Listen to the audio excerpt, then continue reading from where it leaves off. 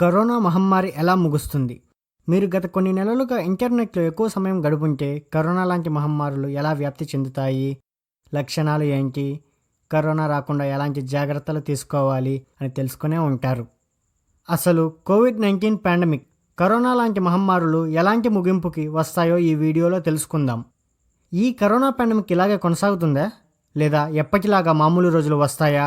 లేదా మిగిలిన జీవితమంతా కరోనా గురించి భయపడుతూ ఉండాల్సిందేనా? ఈ ప్రశ్నలకి సమాధానం తెలుసుకునేందుకు గతంలో వచ్చిన పాండమిక్స్ ఎలా ముగిశాయో తెలుసుకుందాం. అసలు పాండమిక్కి ముగింపు ఎలా ఉంటుంది? మెడికల్ హిస్టరీకి సంబంధించి ఈ పాండమిక్స్కి 2 రకాల ముగింపులు ఉంటాయి. అవి మెడికల్ ఎండింగ్, సోషల్ ఎండింగ్.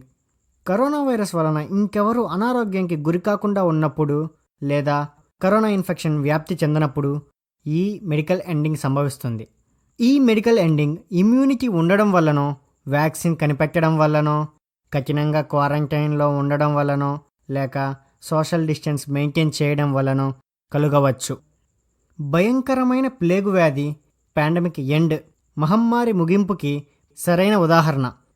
ఈ ప్లేగు వ్యాధి చాలాసార్లు విజృంభించింది. 6వ శతాబ్దంలో ప్రపంచ జనాభాలో సగాన్ని మింగేసింది. మిగిలిన వాళ్ళు బ్రతకడానికి వారి యొక్క దృఢమైన రోగనిరోధక శక్తే కారణం. ఆ తర్వాత 1331లో చైనాలో విజృంభించి మరోసారి సగం జనాభా మరణానికి కారణమైంది. 4 ఏళ్లలో 20 కోట్ల మంది మరణించారు. అప్పట్లో ప్లేగు వ్యాధి ఎలా వ్యాప్తి చెందేదో సరైన అవగాహన లేదు. ఇన్ఫెక్ట్ అయిన వారి నుండి దూరంగా ఉండడం ప్రారంభించారు. వెన్నిస్లో ఇతర దేశాల నుండి వచ్చిన నౌకలని పట్టణంలోకి రాకుండా పోర్టులోనే కొన్ని రోజులుగా ఉంచడం ప్రారంభించారు. మొదట 30 రోజులు రానివ్వకుండా ఉంచారు. ఆ తర్వాత ఈ గడువుని 40 రోజులకి పెంచారు. ఈ 40 రోజుల కాల పరిమితిని క్వారంటినో అని అంటారు. మరలా 1500లలో ప్లేగు వ్యాధి విజృంభించినప్పుడు ఇంగ్లాండ్లో క్వారంటైన్ లాస్ అమలు చేశారు. ప్లేగ్తో ఇన్ఫెక్ట్ అయిన ఇంటిని ఒక వైట్ పోల్తో మార్క్ చేసేవాళ్ళు. ఇన్ఫెక్ట్ అయిన వాళ్ళు బయటికి వచ్చినప్పుడు ఆ పోల్తో రావాలి. దీని వలన ఇన్ఫెక్ట్ అవ్వని వాళ్ళు వీళ్ళకి దూరంగా ఉంటారు. ప్లేగు వ్యాధి మళ్ళీ 1665లో విజృంభించింది. అప్పుడు ఇంగ్లాండ్లో వినోదాలకు సంబంధించిన కార్యకలాపాలన్నింటినీ, సమావేశాలన్నింటినీ నిషేధించారు.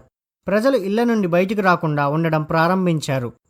ప్లేగు వ్యాధి ఇటలీని నాశనం చేశాక కొంతమంది ధిక్కరించి ఆనందంగా ఉండేందుకు నిశ్చయించుకున్నారు.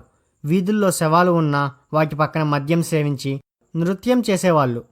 1855లో చైనాలో ప్లేగు ప్రమాదకరంగా విజృంభించి ఇతర దేశాలకు వ్యాప్తి చెందింది. ఇండియాలో 1,20,00,000 మంది ఈ ప్లేగు వలన మరణించారు. కొంతకాలానికి ప్లేగు పరిణామం తగ్గింది. అలా ఎందుకు జరిగిందో మేధావులకు సైతం అర్థం కాలేదు. బహుశా కాలక్రమేణా ఈ బ్యాక్టీరియాలో ఉత్పరివర్తనలు, మ్యూటేషన్స్ జరగడం వలన ప్లేగు పరిణామం తగ్గుండవచ్చు. ఇప్పటికీ ఈ ప్లేగ్ సౌత్ వెస్ట్ అమెరికాలో ప్రేరీ డాగ్స్లో కనిపిస్తుంది. మొదట్లో ఈ పాండమిక్స్కి సోషల్ ఎండింగ్ కూడా ఉంటుందని చెప్పుకున్నాంగా. సోషల్ ఎండింగ్స్ అంటే వ్యాధి ఉంటుంది, కానీ ప్రజలు దాంతో కలిసి జీవించడం అలవాటు చేసుకుంటారు. 1918లో వచ్చిన స్పానిష్ ఫ్లూ ఈ సోషల్ ఎండింగ్కి మంచి ఉదాహరణ. ప్రమాదకరమైన స్పానిష్ ఫ్లూ భూమిపైన ఎంతోమంది ప్రాణాలను తీసింది. కాలక్రమేణా ఈ వైరస్లో మ్యూటేషన్స్ జరిగి దాని ప్రభావాన్ని కోల్పోయి సాధారణ జలుబు కలుగజేసింది. దీన్ని మందులతో అధిగమించారు. అయినా ఈ వ్యాధి పూర్తిగా అంతరించలేదు. అలాగే వ్యాక్సిన్ కూడా కనిపెట్టలేదు. ప్రజలందరూ ఈ స్పానిష్ ఫ్లూ వలన కలిగిన మరణాలను చూసి విరక్తి చెందారు. ఏదైనా ఎదుర్కొనేందుకు నిశ్చయించుకొని సాధారణ జీవితాన్ని కొనసాగించారు. పాండమిక్కి ఇది సోషల్ ఎండింగ్. చాలా వరకు ఈ పాండమిక్స్ సోషల్ ఎండింగ్స్తోనే పూర్తవుతాయి. ఎందుకంటే మెడికల్ ఎండింగ్ చాలా వరకు అసాధ్యమనే చెప్పాలి. మనకి తెలియకుండానే కరోనాతో కలిసి జీవించడం ప్రారంభించాం. కరోనా వ్యాప్తి చెందకుండా మాస్కులు ధరించడం, దూరం పాటించడం, శానిటైజర్ వాడడం, తరచూ చేతులు శుభ్రం చేసుకోవడం, ఇలాంటివి చేస్తూనే మన పనుల కోసం ఇంటి నుండి బయటికి వస్తున్నాం. పాండమిక్స్లో మెడికల్ ఎండింగ్ చాలా అరుదుగా జరుగుతుంది. స్మాల్ పాక్స్, మసూచి అమ్మవారు దీనికి ఒక ఉదాహరణ. 1633లో యూరోపియన్ వర్తకుల ద్వారా స్మాల్ పాక్స్ వ్యాప్తి చెందింది. ఎంతోమందిని ఈ వ్యాధి హరించింది. ఇది జంతువుల ద్వారా వ్యాప్తి చెందదు. ఈ విధంగా స్మాల్ పాక్స్కి సక్సెస్ఫుల్గా లైఫ్ లాంగ్ వ్యాక్సిన్ని కనుగొన్నారు. ఎబోలా వైరస్, దీన్ని కూడా పాండమిక్గా పరిగణించారు. ఇది వెస్ట్ ఆఫ్రికాలో విజృంభించి 11,000 మంది మరణాలకు కారణమైంది. ఈ ఆధునిక యుగంలో మానవులకు ఉన్న అతిపెద్ద ముప్పు పాండమిక్స్. భవిష్యత్తులో వచ్చే పాండమిక్స్ వలన 6 నెలల్లోనే 30 లక్షల మంది మరణించవచ్చని pandemicending.org తెలిపింది. దీనికి ముఖ్య కారణాలు భవిష్యత్తులోని కొత్త ఇన్ఫెక్షన్స్ ఇంకా ప్రమాదకరంగా ఉండవచ్చు. ఈ ఇన్ఫెక్షన్స్ వ్యాప్తి చెందేందుకు ప్రపంచవ్యాప్తంగా రవాణా ఎంతో అభివృద్ధి చెందింది. ఇప్పుడున్న అతిపెద్ద ప్రశ్న, ఈ కరోనా పాండమిక్ ఎలాంటి ముగింపుని కలుగజేస్తుంది? ఒకవేళ వ్యాక్సిన్ వస్తే మెడికల్ ఎండింగ్ ఉంటుంది. కరోనా వ్యాక్సిన్ వచ్చినా ప్రపంచవ్యాప్తంగా అందుబాటులోకి రావాలి.